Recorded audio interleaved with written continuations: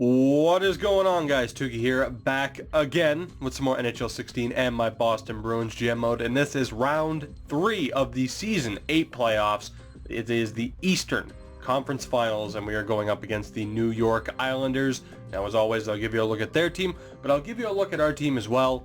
I have made some changes in terms of player types leading into this, because the bottom line is, now I say this every episode, every playoff run, I don't think we have as strong of a team as we've had previously, but as I've said and as you guys have confirmed in the comment section of these videos, there seems to be no perfect way to really build a team on this game. It's just a matter of luck and somehow putting together a random team. Like, there's no strategy of, oh, 2 skill lines, a defensive line, and grind line. There's none of that in this game. Now, obviously, we've had pretty much the same core throughout this series. DeBrusk, Pasternak, Goodrow, Panarin, Sarnik have all been guys that have been here for years. Obviously, we've had Leon Draisaitl and Scott Laughton, who we tried to replace Bergeron with. Instead, we have Sidney Crosby here randomly, which certainly helps. And then you look at the third line this year. We had the free agent signing in Hawes, who I have switched to a sniper. You might notice I'll go over some of these guys. Some of their player types may have changed, because the bottom line is the team we have right now is very offensive. So we're just going all out with the offense. But the third line, you have a free agent signing in Hawes, Vic Boleries, who we just drafted, and then another free agent signing in Luke Phillip, who I have to switch to a right wing really quick. And then we have the fourth line, which, you know, Sugelbov and Valentenko, I just switched to sniper and playmaker. It better fits their style. Valentenko could stay as a two-way. And then Marcus Kruger. I guess point being, you couldn't really label this team as anything other than overly offensive, but it's gotten us this far. Now, obviously, in the series as well, I've caught a lot of slack for trading away certain people. And I think in the next episode, or whenever we do the off-season stuff, I'll take a look at where some of our old players have gone. But, you know, we had guys like Laughton that didn't work out. In this series, we are playing Brad Marchand and Blake Spears, and you'll see how they've done in the postseason. I wanted to keep Marchand on this team for the entire run, but obviously the new morale system kind of fucked with that. Bottom line is, it's surprising to see this team, but it is a good team. Jeremy Lauzon's an absolute beast. Nathan Keane, yeah, we had to give up Victor Hedman to get him. I am perfectly fine with that. And Brendan Carlo, who we gave up, is still an 82 overall, so I think we won that trade because Nathan Keane's a beast. We have switched Sean Day and Provorov to defensive defensemen. They don't really fit the two-way style, and Dougie Hamilton has been switched from offensive to two-way. We will see if that helps. Should I have gone with the if it ain't broke, don't fix it strategy? Probably, but I just couldn't help with tinkering with this team just a little bit. But before we get into the sim, let's take a look at the New York Islanders. And yes, John Tavares is still there, and yes, John Tavares is still an absolute beast. As you see, 15 points in 11 playoff games thus far, 5-star in everything but the physical category. Now, aside from Tavares, you have Anders Lee, who's not that great, but he has 9 points. Graham Black, a former Devils prospect, 83, but he has 6 points. Kyle Turris is still an 86. Marek Meze, who they drafted, 86 overall. And of course, our former player, Blake Spears, still an 83 overall, has so we'll take a look at what he's done. I don't remember when we let go of him.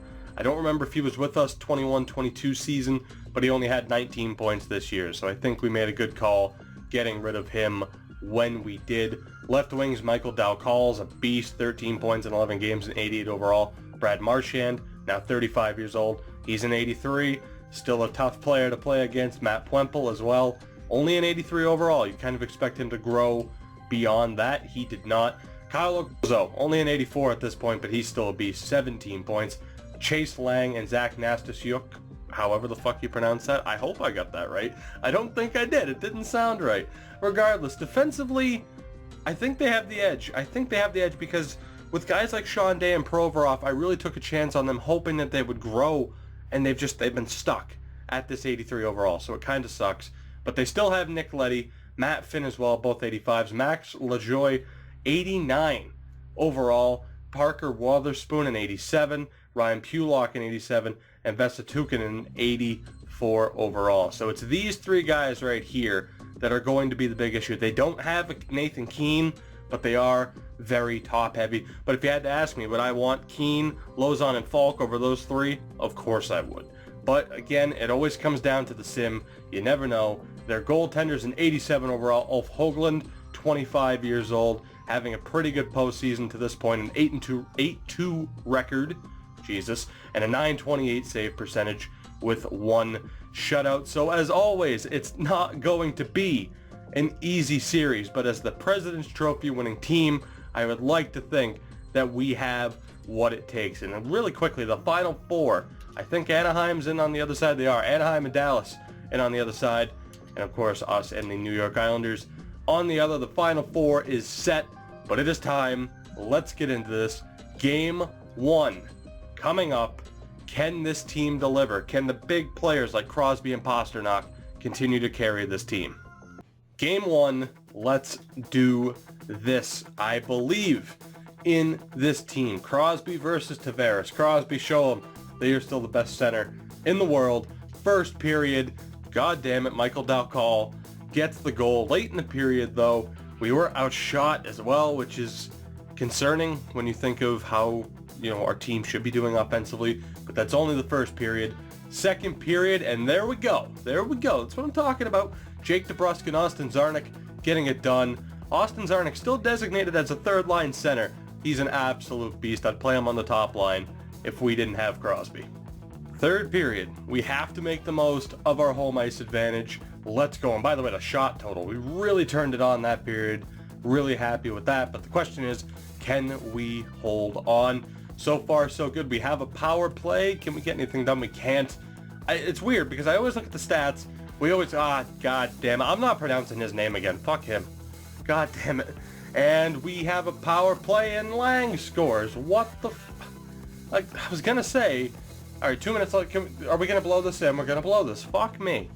I was going to make a point of how every time I check the stats, we have really good power play percentages, but in the sim, it doesn't measure up. We blow the 2-1 lead and lose 3-2 in the opening game. Anastasiuk and Chase Lang, I think his name was, with the goals. That is an extremely disappointing start. You would hope for a little bit better than that, but the Islanders' mission accomplished for them in terms of taking away at least one of the games. Game 2. Now, we were in the same situation against Ottawa. Obviously, in that game 1 of that series, we got shut out 4-0. So I'm a little bit more positive this time out, but we need to win Game 2. We cannot let them take a 2-game lead. First period, and we are not doing what we need to do. It's Michael Dalcal and Kyle Okposo with the goals. Again, another slow start in the first period puts us down. Heading into the second, but second period, can we strike back? We can't. Man, this is weird because, again, we start to really close the gap on shots, but no goals this time out. Let's go with this third period. And that is a perfect start. He didn't even let me say it. Artemi Panarin gets the goal. Power play for the Islanders, and John Tavares scores from, wait a minute, Panarin scored from fucking center ice. John Tavares gets a goal. Wow, a center ice goal from Panarin. I don't think I've ever seen that in this game before on a sim, but we are shit out of luck. John Tavares and the New York Islanders taking it to us, eliminating our home ice advantage. It's a 4-1 loss, and we cannot solve the riddle that is known as Ulf Höglund, and we might have to take a look here and shift up these lines. We've made some changes heading into Game 3. Hopefully it can get things going here. Goodrow, Czarnik, Pasternak is now the top line. DeBrusk, Crosby, Panarin on the second. Hawes, Philip Suglobov, Valentenko, Kruger, and Boulerice. Defensively, we've swapped Provorov and Day. I was really hoping that would be the case, but Provorov, Day, and Hamilton are all struggling, as you would hope. And again, I said it earlier, we made some trades defensively that were risky. It'd be nice to have a Roland McCallum right about now, but that's the risk we took. Still happy with the players we have. They've shown that they can perform, but now they need to show that they can do it in the playoffs. The series shifts to Brooklyn, and this is a must-win game. If we fall down 3-0, this season is over. But first period of Game 3, and again, man, the first goal again goes to the Islanders. Matt Puempel with the goal. Second period, Dmitry Valentenko ties it up. That's a big one for us. Let's do this. Third period, we need the big players to step up. Literally every player needs to step up, and John Tavares, maybe I should have specified, every player on our team needs to step up. John Tavares with the goal, and guys, this is Anders Lee, Jesus Christ, and Kyle Turris. Fuck it, wave the white flag. This one is over, and we are now in desperate need of a miracle, or this season is over. We cannot stop the New York Islanders from scoring, and we are just absolutely fucked. The Lord tells me he can get me out of this mess, but he's pretty sure you're fucked. I think it's just setting in now that we're down 3-0. Like, it's just like, again, I said at the start of the episode, maybe I shouldn't have tinkered with anything, but I cannot believe that that we're on the verge of elimination here. Back-to-back 4-1 losses, and unless we have a miracle here, unless we get a miracle, this season's done. And maybe this series as a whole, maybe this entire GM series, will be done. We still have life. If we can get the goal in the first goal of the game, it doesn't even have to be in the first period, but just the first goal of the game, we have a chance. First period. That, of course, now they fucking show up. Dougie Hamilton, Adrian Haas, and Austin Czarnik with the goals. Probably, or it was the most dominant period we've had in this series. Let's see if we blow it in the second. We do not. Nathan Keane makes it 4-0, and out of nowhere, this team is finally showing the fight that we've needed from them. They have needed to play this way. The Eastern Conference Finals, as Jeremy Lauzon gets a goal, makes it 5-0. We have needed these players to perform like this for the entire series, and now is when they finally turn it on. Jesus Christ. And in typical Boston Bruins fashion, it's going to be too little, too late, but it's a 5-0 shutout in Game 4 for Marcus Olsson and the Boston Bruins. 27 saves.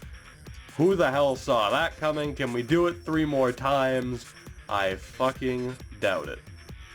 Game 5. I can only hope that we're not delaying the inevitable here with that shocking Game 4 victory. The series is back in Boston. Just let's just see what happens. I can't even say anything. This sucks so much. But first period, and for the first time I think in the series, it's scoreless. We're held to a measly 5 shots in that opening frame. Second period, and we are out. We are done. It is over. This team collapses yet again. 2 goals for Turris, Lang and Marchand with goals. Sidney Crosby gets one back. We're being outshot 27-11. Let's just start the sim. This is over. A President's Trophy winning team runs into a wild card team and gets absolutely stomped in 5 games. Artemi Panarin gets a pity goal, and unless there's some kind of miracle here in 4.5 minutes, this series is over. And there it is, boys. 5 games, and we crash out of the playoffs in the Eastern Conference Finals. 2 goals for Kyle Turris in that game, and that is one of the most disappointing I think I'm more disappointed in this series than I was last year. Like, I can't even be mad right now. I can't even be mad. This is like the fucking real life Bruins. I can't even be mad. I'm just disappointed because of course they fucking blew it. Of course they did. A President's Trophy winning team, and we fucking blew it in the playoffs. Oh my fucking I don't even know, man. I don't even know what to do with this team anymore. I'm really looking forward to seeing what Soderstrom turns into. Luke Phillip had 12 points, for Christ's sakes. Sidney Crosby with 9. I mean, that's not too bad, but I mean, that's, 9 and 18. Is it really that good? Luke Phillip outperforms Zarnik and Crosby. Boleris wasn't too bad once he came in after injury. Kruger didn't do anything for us. Jake DeBrusk only 10 points. Haas, Valentenko, I mean, just very, very disappointing. I felt like our players showed up. It was just defensively. I mean, Provorov and Day just could not hang. I mean, that's, god damn. And then Marcus Olsen finishes with a .922 save percentage, which isn't too bad, but you know that he fell off just in that last series. It's a real tough pill to swallow. Unfortunately for me, I'm not the type of person who will redo a series just to get the favorable outcome. This team crashed and this team burned, and it really sucks. But Season 8 is over.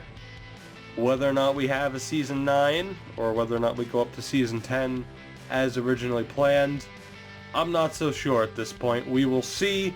But anyway, I thank you guys so much for watching, whether this is the first time you have watched an episode in the series, whether you've watched the entire series. And hey, if you haven't, there's a playlist. Go check it out. Although, get ready, because there's a lot of moments like this. But I thank you guys so much for watching, and I will catch you all next time. But will it be a Bruins GM mode episode?